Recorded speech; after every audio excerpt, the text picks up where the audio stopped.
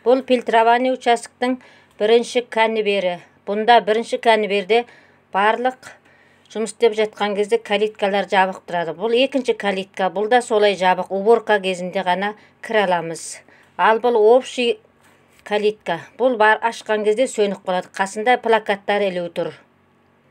Ал ең соңғысы үшінші конвейер. Бұл да солай жабық болу керек. Ал арғы шетте бірінші А конвейерінің лентасы жүріп жатыр. Қазір остановкада тұрмыз. Бұл да солай. Бұндағы материалдар арғы сыпышаға кетеді.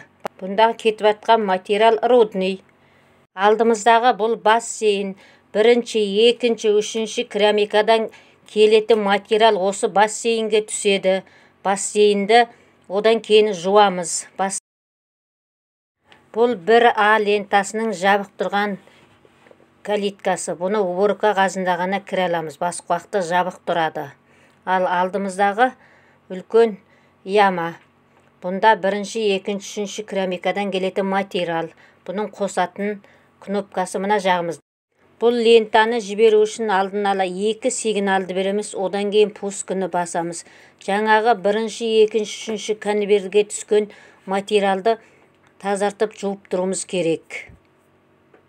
Бұл бір лентасы осылай постоянно жүріп тұрады.